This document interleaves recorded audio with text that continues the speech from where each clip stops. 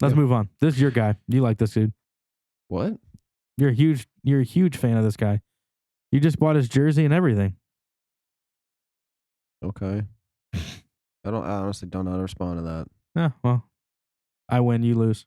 Okay, well, we're going to talk about Dan Arnold. Yep. BFFs. I have no feelings towards him. Oh, you don't? No.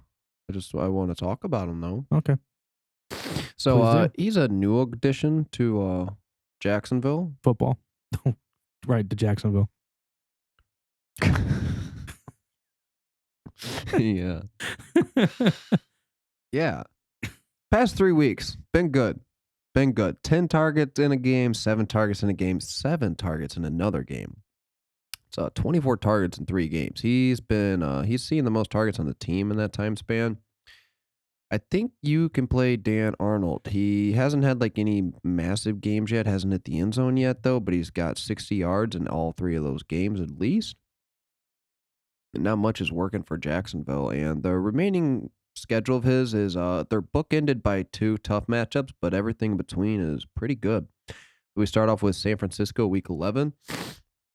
That's the San Francisco's 4th against the tight end position. Then we go Atlanta 13th against the tight end position, so nothing really to worry about. Then the Rams 22nd, Tennessee 9th. Then we got Houston and the Jets 26th and 20th, and then week 17 championship week at New England 7th against tight end position. So San Francisco and New England are tough, but there's a lot of really good matchups in between there.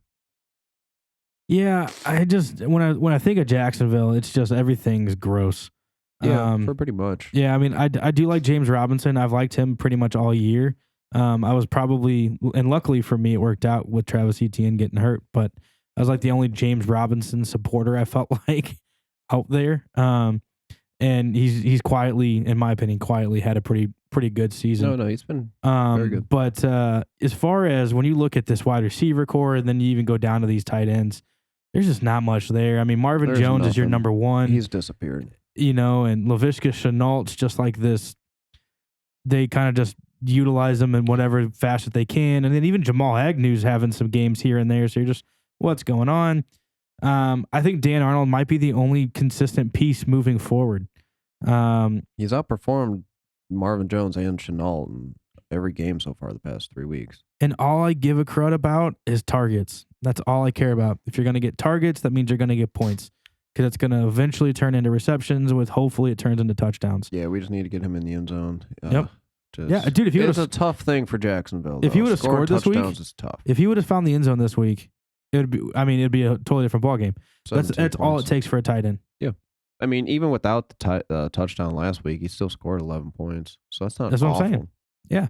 There's tight ends that didn't even hit that. No, I've said it many times. You get 10 points out of your tight end position every week, you're good. Yeah. You're very good. And he has a chance of doing that with these 10 targets, 7 targets, 7 targets. Yeah. I mean, if he's going to consistently see around 7 targets a game, he'll get you at least 10 points. Yep. No doubt about it. I agree with you on that one. In fact, if you're the Tyler Higbee owner, still, Dan Arnold is rostered in 34% of leagues. Yep. Time to make a swap. Just throwing it out there. Thank you for watching the Fantasy Monsters on YouTube. If you liked today's episode, hit the like button, subscribe to the channel below. We also have a merch store we want you to check out with all new gear that we've got available. That'll be in the description. Also, if you want to see any past videos, you can check that out as well.